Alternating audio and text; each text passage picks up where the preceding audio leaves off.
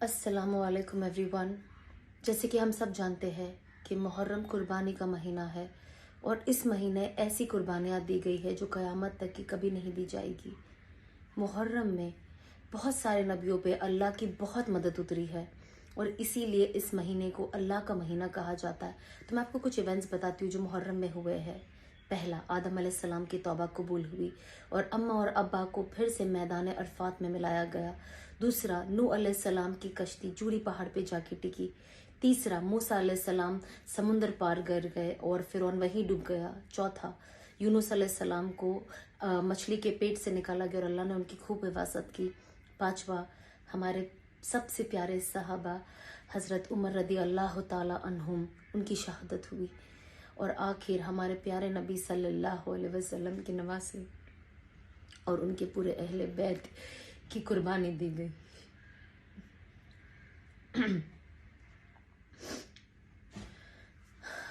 तो ये एक ऐसा ये जो इंसिडेंट्स जो हुए हैं, जो ऐसी सारी कुर्बानियां हैं जो हमें मरते दम तक का हमें याद रखना बहुत ज़्यादा ज़रूरी है। बट सबसे अहम बात क्या थी? हमारे प्यारे नबी सल्लल्लाहु अलैहि वसल्लम के नवासों को ऑलरेडी इस दुनिया में बता दिया गया था कि वो जन्नती है, वो जन्नत के जवानों के सरदार है।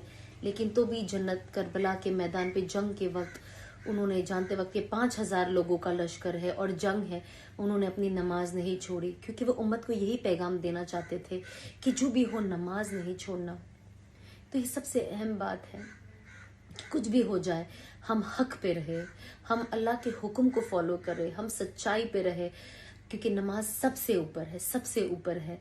तो बस हमें इस चीज़ पे कंसंट्रेट करना चाहिए कि हम अपनी नमाज को ना छोड़ें, क्योंकि जब हम अपनी नमाज नहीं छोड़ेंगे तब जब तो हमारे हज़रत हुसैन की और अहले बैत की जो कुर्बानी है तब जाके सही माने में पूरी होती है। तो हम कोशिश करें कि हम इन कुर्बानियों को वैल्यू करें और इस चीज़ को अपने जहन में रखें कि ये सिर्फ मुहर्रम के 10 दिन नहीं है या सिर्फ एक कहानी के सुन लिया और हम थोड़े आंसू बहा लिए। आंसू तो बेशक बहेंगे, कैसे नहीं बहेंगे। अहले बैत की कुर्बानी इतनी बड़ी है। रसूलुल्लाह सल्लल्लाहु अलैहि वसल्लम ने दीन के खातिर अपने पूरे घर को कुर्बान कर दिया और हम नमाज के लिए खड़े नहीं हो सकते। रसूलुल्लाह सल्लल्लाहु अलैहि वसल्लम का आखिरी मैसेज हमेशा यही था कि मेरी उम्मत नमाज ना छोड़ना, मेरी उम्मत नमाज ना छोड़ना। और इस चीज को और ऊपर के लेवल पे लेके गए हजरत हुसैन, कि उन्होंने नमाज नहीं छोड़ी, उन्होंने नमाज नहीं छोड़ी, जानते वक्त कि सब कट रहे हैं, मर रहे हैं, लेकिन नमाज नहीं छोड़ी। क्योंकि असल तो उम्मत को पैगाम था कि नमाज नहीं छोड़ना। तो हम कोशिश करें कि नमाज की अहमियत हम अपनी ज़िंदगी में लाएं और समझे कि अल्लाह ने हमें कैसी नेमत दी है, कैसी नेमत दी है। अगर हम वाकई ही रसूलुल्लाह सल्लल्लाहु अलैहि वसल्लम की उम्मती है और उनसे वाकई वो मोहब्बत रखते हैं, हम अगर उनकी अहले बैत से ये मोहब्बत रखते हैं, तो हम कोशिश करें कि हम अपनी ज़िंदगी भी बदलें, नमाज को वक्त पे अदा करें, पूरी नमाजें पढ़े, वक्त पे पढ़े। और असल तो ज़िंदगी बदलना है, ये सिर्फ कुछ वक्त हम कुछ वक्त के लिए उदास हो जाते हैं और ये चीज़ें याद करके रोते हैं, फिर क्या, मुहर्रम गया, वक्त गया, बैक टू नॉर्मल।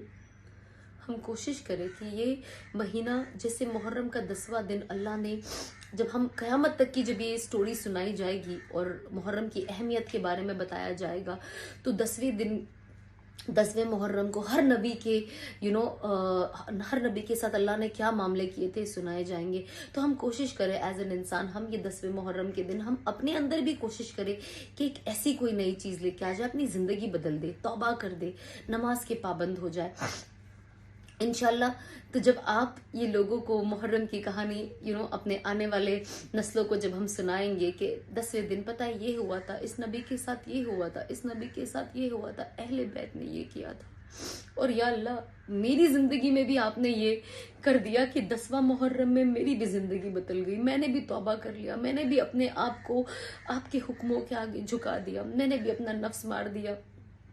क्या ही बात होगी ना कि 10वें मुहर्रम के दिन इतने सारे नबियों के साथ अल्लाह ने जो मामले किए, आप अपनी भी स्टोरीज के अंदर डाल सको कि अल्लाह ने मेरे साथ भी एक मामला किया कि मुझे हिदायत दे दी, मुझे सही रास्ता दिखा दिया, मुझे अपने करीब खींच लिया, मैं भटक गई थी, मुझे बुला लिया।